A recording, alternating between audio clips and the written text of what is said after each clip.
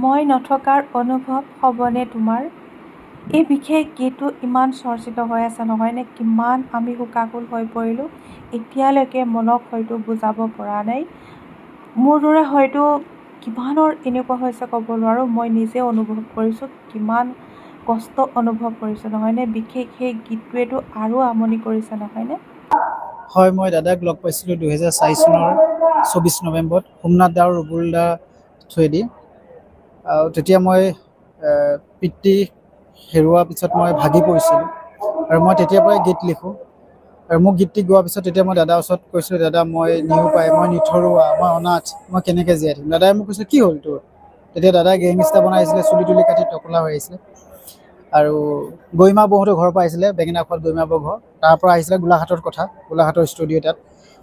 তেতিয়া দাদাই ক'লে কি হ'ল? তেতিয়া মই ক'লো দাদা মই এনেকুৱা কথা, মই আছোঁ নহয়, তই কেলৈ চিন্তা কৰিছ? তেতিয়া দাদাই গালত তেনেকৈ ধৰি কিনে কৈছে, ইমান ধুনীয়া ভৰজুনৰ দৰে, তেতিয়া 15-16 বছৰ বয়সৰ কথা, ইমান ধুনীয়া ভৰজুনৰ নিচিনা তোমাৰ গালখন। এতিয়া দাদাই সোমনাথ দা আৰু ৰুবুল দা গান গাই অনুমান কৰোঁ 40,000 মান টকা, 20,000 40,000 মান টকা পাইছিলে গানকেইটা গাই, 4-5টা মান গানৰ বিনিময়ত, ডাবিং কৰাৰ বিনিময়ত দিছিলে দাদাই। সেই পইচাটো দাদাই মোক 32,300 টকা মোৰ হাতত তুলি দিছিলে আৰু কৈছিলে মই আছোঁ, তই নিজৰ ভৰিত থিয় হ'বলৈ শিকা আৰু প্ৰথমতে নিজে সবল, তাৰপিছত দেশখনক কবল, নিজে সবল হ'বলৈ শিকা।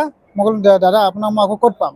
দাদাই কৈছে মোক পাবলৈ তুমি এনেকৈ ভাল ভাল গীত লিখিবা আৰু মোৰ গান শুনিবা, আৰু মোক লগ পাবলৈ 3rd person মানুহক লগ নকৰিবা, মোৰ ষ্টুডিঅ'লৈ আহিবা, কাৰোবাক ক'লে হ'ল মোক লগ পাম, বা নহ'লে মোক খাগলি ঘৰলৈ আহিবা। কিমানটা গান গীত লিখিছে এতিয়ালৈকে? মই এতিয়ালৈকে দাদাই গাই গ'ল, টোটেল গান মোৰ দাদাৰ ওচৰত 19টা, আৰু মই সৃষ্টি কৰা 50টা মান হ'ল গান। বহুত বেলেগ গীতো মোৰ বহুত মিলিয়নৰ ওপৰত, চবেই দেখিছে আৰে ফাকেছৰ গীত য'তে ত'তে আছে, মোৰ নিজৰ তেতিয়া একো নাই, ধনী চেনেলত, বেলেগ বেলেগ চেনেলবিলাকত দিয়া। শেহতীয়াকৈ এটা গীত অতিকৈ জনপ্ৰিয় হৈছে এতিয়া মানুহৰ মুখে মুখে। হয়, মই নথকা অনুভৱ গীতটি। এই গীতটি দাদা যেতিয়া আপোনালোকৰ চেনেলৰ মাধ্যমে দাদা যেতিয়া এদিন গুৱাহাটীত প্ৰগ্ৰেমত এটা মানে নিউজ চেনেলৰ সেই দেখিছোঁ, দাদা ঢলি পৰিছিলে। তেতিয়া মই এই দাদাৰ এই নিউজটো দেখি মই মানে ডিউটি কৰ্তব্যৰ মাজত থাকিলেও দাদা নিউজবিলাক চাই থাকোঁ, মানে জুবিন দা ক'ত গৈছে কি কৈছে চাই থাকোঁ। এতিয়া মই দেখি মানে আৱেগ হৈ গ'লোঁ, পুৰা আৱেগিক হৈ কিনে মই গীতটো লগালগ ৰচনা কৰিছিলোঁ যে দাদা আমাৰ মাজত নোহোৱা হ'লে কি হ'ব। আৰু তেতিয়াই মই ৰচনা কৰি মই 2021 দাদাৰ ওচৰত ডাবিং কৰাইছোঁ। যেতিয়া ডাবিং কৰাবলৈ নিছিলোঁ দাদাই, তেতিয়া দাদাই গীতটো গাব পৰা নাছিলে। দাদাই মোক কৈছে তোৰ কি দুখ হৈছে? মই ক'লো হৈছে আৰু দাদা, আচ্ছা ঠিক আছে হ'ব।